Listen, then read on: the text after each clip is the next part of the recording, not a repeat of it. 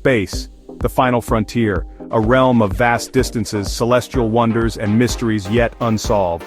It beckons us with the promise of discovery, yet it holds secrets that can chill us to the bone. This is the story of one such secret, a signal that would shatter the silence, sending chills down the spines of those who dared to listen.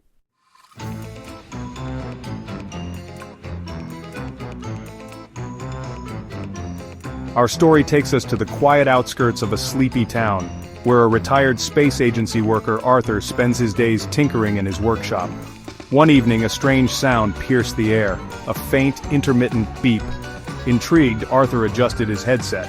It was a distress signal, weak and distorted, yet undeniably human. The voice, though faint, was eerily familiar. With trembling hands, Arthur reached for his notebook, his mind racing.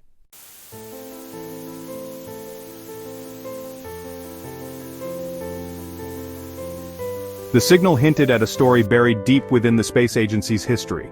A mission, codenamed Project Icarus, aimed to explore a distant, uncharted region of space. The mission had ended in disaster, the spacecraft vanishing without a trace. Arthur suspected a cover-up. The distress signal could expose the truth about the mission's fate. Determined, Arthur resolved to trace the signal to its source.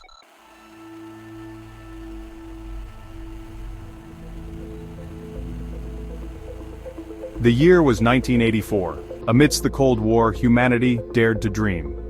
Captain Thomas Ashton emerged as a symbol of courage and discovery. From a young age he had been drawn to the stars, dreaming of venturing beyond Earth's embrace. Ashton's journey to becoming an astronaut was paved with rigorous training and unwavering dedication. When Project Icarus was conceived, Ashton was the natural choice to lead the expedition.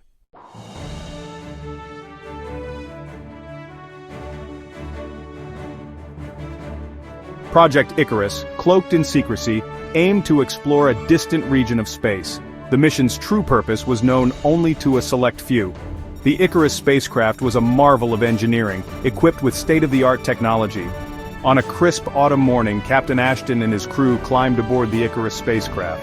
The launch was flawless, a testament to the dedication of the engineers and scientists.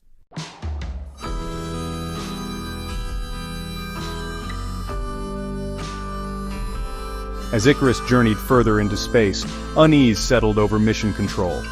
The data started to show inconsistencies, subtle anomalies that defied explanation.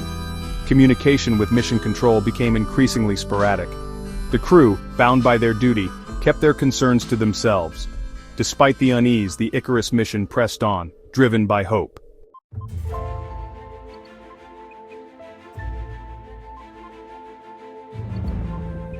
The day Icarus vanished began like any other. Suddenly, a high-pitched whine pierced the air, alarms blared, and the spacecraft shuddered. Through the static, a garbled message from Captain Ashton crackled through. "We have a situation. Unknown force. Systems failing. Can't control." Then, silence. The transmission went dead and the spacecraft vanished without a trace.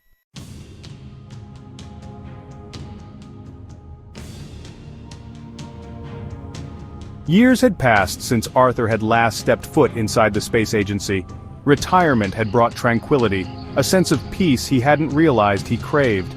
His days now revolved around simple pleasures, gardening, tinkering with old radios. The silence of his secluded home was a stark contrast to his career's constant hum.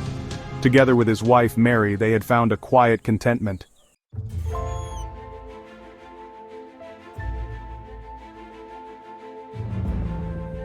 The distress signal shattered the tranquility of Arthur's retirement. The faint, distorted voice, so familiar yet so impossible, reopened old wounds. The name that echoed through his mind was Captain Thomas Ashton. The official story had declared Ashton and his crew lost to space. The signal challenged everything Arthur thought he knew, igniting a flicker of hope.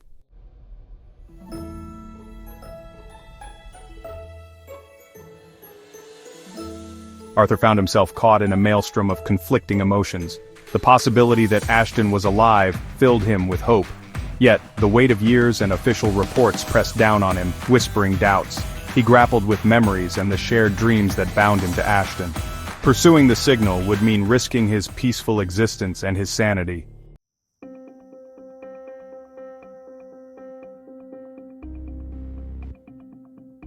Sleep offered no solace to Arthur in the nights that followed. The distress signal, a constant presence in his mind, replayed endlessly, Ashton's voice a haunting echo urging him to act. He tossed and turned, his thoughts a tangled web of possibilities, each more improbable, more unsettling than the last. As the first rays of dawn pierced the darkness, casting a warm glow on his bedroom wall, Arthur made a decision. He couldn't ignore the signal. He owed it to Ashton, to their shared past, to the memory of the man who had once placed his trust in him. He would seek answers, no matter the cost. He knew the path ahead would be fraught with challenges. He was a retired man, his connections within the agency long severed, his access to classified information non-existent. Yet he possessed something far more valuable than clearance levels and security codes: a keen mind, a wealth of experience, and an unwavering determination to find his friend. He would start by analyzing the signal itself, using his knowledge of radio frequencies and encryption protocols to trace its origin, to determine if it was genuine or a cruel hoax. He would delve into the archives, seeking any scrap of information, any overlooked detail that could shed light on the true nature of Project Icarus. He knew the odds were stacked against him, that he was embarking on a quest that might lead to nothing but heartbreak and disappointment. Yet he couldn't shake the feeling that this was his purpose, his chance to right a wrong, to offer a glimmer of hope in the face of overwhelming darkness.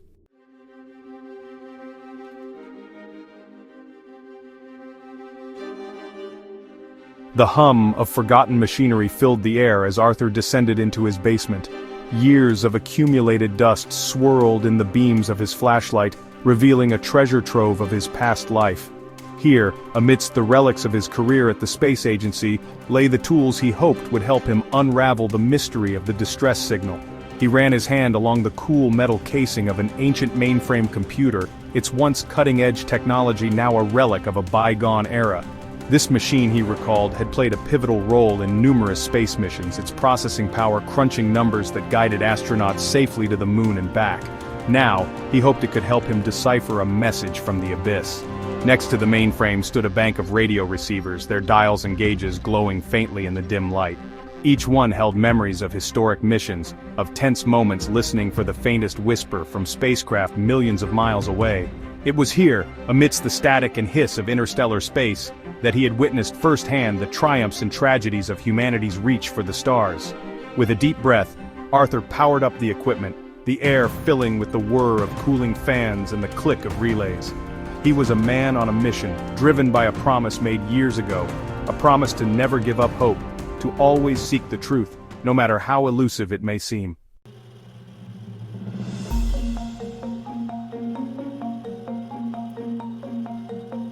The distress signal, captured and digitized, flickered on the computer screen before Arthur. It was a faint, ethereal whisper, its patterns shifting like phantoms in the digital wind. Arthur, his eyes weary but his mind sharp, knew that within this chaotic tapestry of sound lay the key to unlocking the mystery of Icarus. He spent hours, days even, poring over the signal, analyzing its frequency, its modulation, its every nuance. He wrote custom software, adapting old algorithms, coaxing the ancient mainframe to perform tasks far beyond its intended purpose. The basement, once a sanctuary of silence, now echoed with the rhythmic hum of the computer, a testament to Arthur's relentless pursuit of the truth. He searched for patterns, for anomalies, for anything that could point him in the right direction. He compared the signal to archived data from Project Icarus, looking for similarities, for deviations, for clues that might have been overlooked in the heat of the moment years ago. The deeper he delved, the more convinced he became that something was amiss. The signal, though faint and distorted, bore the hallmarks of deliberate manipulation. It was as if someone had taken Ashton's voice, his words, and twisted them, corrupted them, turning a desperate plea for help into a cryptic message only a trained ear could discern.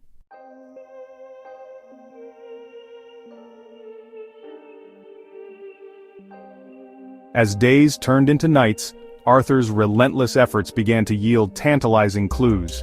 Hidden within the static and interference of the distress signal, he detected a faint, repeating sequence of numbers.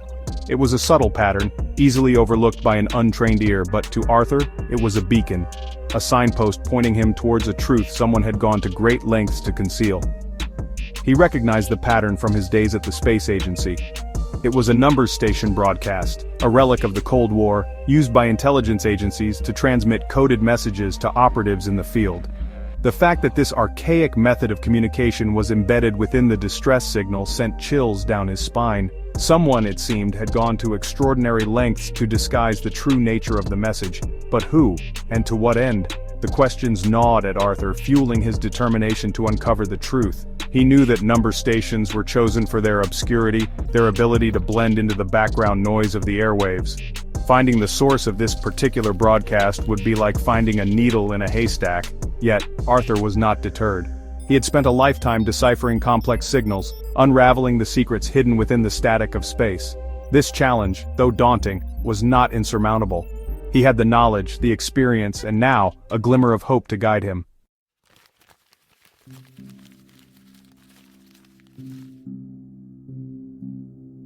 Arthur knew that to decode the numbers station broadcast, he needed help. He needed someone with access to current intelligence data, someone who could identify the station's origin, its potential purpose, its connection to Project Icarus. But reaching out for help meant risking everything. It meant exposing his investigation, his suspicions, and potentially putting himself and others in danger. He thought of Mary, his wife, his rock. She had always stood by him, through thick and thin, her love unwavering. But how could he involve her in this? How could he drag her into a world of secrets and danger, a world she wanted no part of? He paced his study, his mind racing, weighing the risks against the potential rewards. He knew that time was not on his side. Every passing moment could mean the difference between finding Ashton, alive or otherwise, and letting him drift further into the abyss, lost and forgotten. With a deep breath, Arthur reached for his phone. He dialed a number he hadn't called in years, a number that belonged to a former colleague from the space agency, a man who had always walked the line between duty and conscience, a man he hoped he could still trust. "Hello, David. It's Arthur. We need to talk. It's about Project Icarus."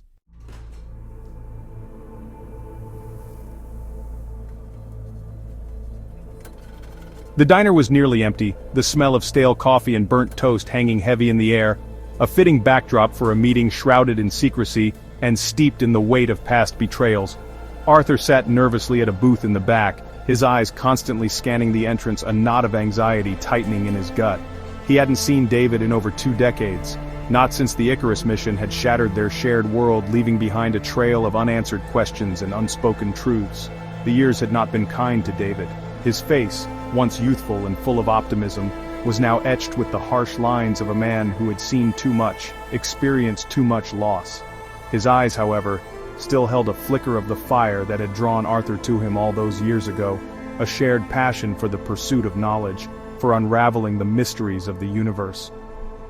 "Arthur," David said, his voice a low rumble barely audible above the hiss of the diner's ancient coffee machine.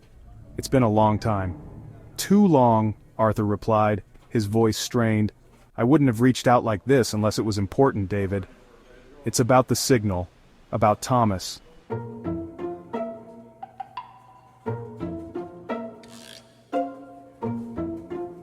As Arthur laid out the details of his investigation, David listened intently, his face a mask of growing concern.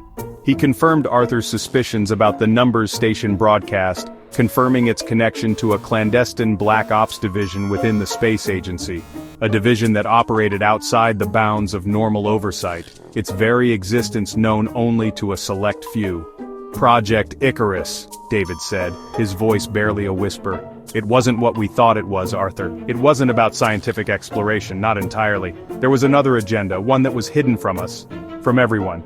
David revealed that the true objective of Project Icarus was to investigate a series of anomalies detected in a remote region of space, anomalies that suggested the presence of extraterrestrial technology, technology that could potentially shift the balance of power on Earth. The mission, however, had gone terribly wrong. Contact with the Icarus spacecraft had been lost shortly after it reached its destination, the last transmission a garbled message hinting at a catastrophic encounter. The official story, David explained, had been a fabrication, a carefully constructed lie designed to cover up the truth about Project Icarus and the potential threat it posed. The numbers station broadcast, he believed, was a desperate attempt by Ashton to get a message out, a message that someone, somewhere, was determined to keep hidden.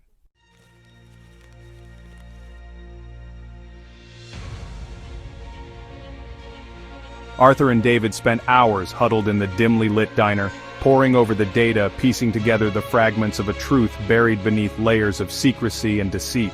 They knew that to have any chance of finding Ashton, they needed to trace the numbers station broadcast back to its source, a task that seemed impossible given the clandestine nature of their adversary.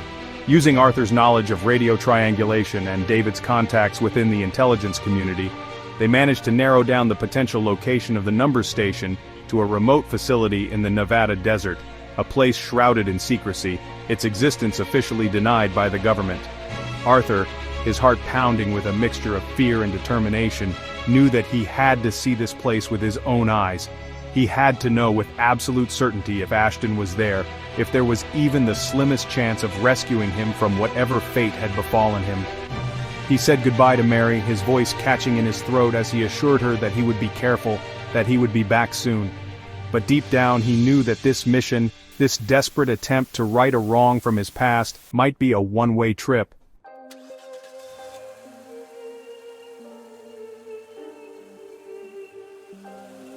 Arthur's journey to the Nevada desert was a blur of endless highways, desolate landscapes, and a growing sense of unease. He couldn't shake off the feeling that he was being watched, that unseen eyes were tracking his every move. But he pressed on, driven by the faintest glimmer of hope that he might find his friend, that he might be able to right the wrongs of the past. As darkness descended, he arrived at the coordinates David had given him. The facility, a collection of nondescript buildings surrounded by a high fence topped with razor wire, was eerily quiet, the only sound the howling wind whipping across the desert floor. Arthur's heart pounded in his chest as he approached the gate, his hand trembling as he reached for the bolt cutters he had brought with him. He slipped through the gate, melting into the shadows, his senses on high alert. He had no plan, no backup, just a desperate hope and a lifetime of experience guiding him. He crept towards the main building, his heart pounding in his ears, the faint hum of machinery emanating from within. As he peered through a dusty window, his blood ran cold.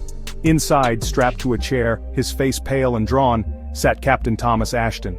He was alive, but barely, and the look in his eyes, a mixture of fear and resignation, sent a chill down Arthur's spine. Arthur knew he had to get Ashton out of there, and fast. But as he turned to leave, a voice boomed from behind him. "Going somewhere, Arthur?"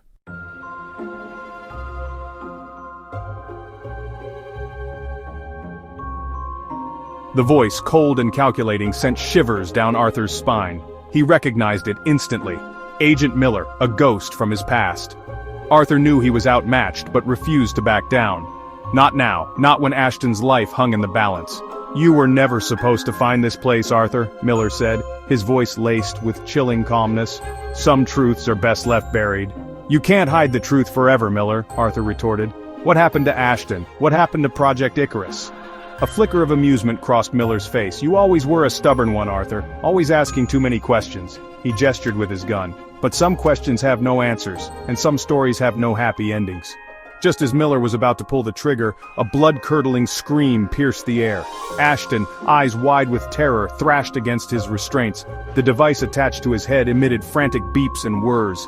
Arthur lunged at Miller, his shoulder connecting with the agent's chest. The gun clattered to the floor. Arthur and Miller grappled, their bodies crashing against metal cabinets. Arthur, fueled by adrenaline, overpowered Miller, pinning him against a wall.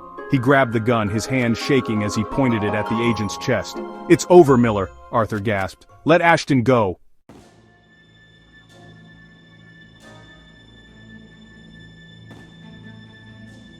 Arthur, trembling, kept the gun on Miller while freeing Ashton. The device sparked as Arthur tore at the wires. Time was running out. Finally, the device detached. Arthur checked Ashton's pulse, feeling a faint heartbeat. Ashton was barely conscious. "Easy, Thomas," Arthur whispered. "It's all right. It's over now." Arthur helped Ashton to his feet. They stumbled towards the exit, leaving Miller behind. Dawn broke as they emerged from the facility. Arthur helped Ashton into the car. They sped away, leaving Project Icarus behind. Arthur knew their ordeal wasn't over. The truth about Project Icarus had to be exposed. He had rescued his friend, honoring a promise. The cover-up would unravel. The truth would come to light.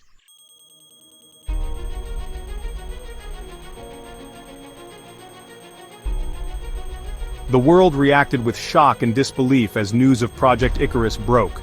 Arthur, thrust into the spotlight, became a reluctant hero. his quiet life shattered. The official response was denial, but the damage was done. The public's trust in their leaders was shaken to its core. The world confronted the possibility that we are not alone. Ashton, scarred by his ordeal, retreated from the public eye. His time aboard the Icarus remained shrouded in mystery. Arthur found little solace in the aftermath. The truth about Project Icarus came at a steep price. The world was forever altered by the revelations. The distress signal remained a haunting reminder. What had Ashton truly encountered in space? What secrets did the universe still hold? These questions would continue to plague Arthur.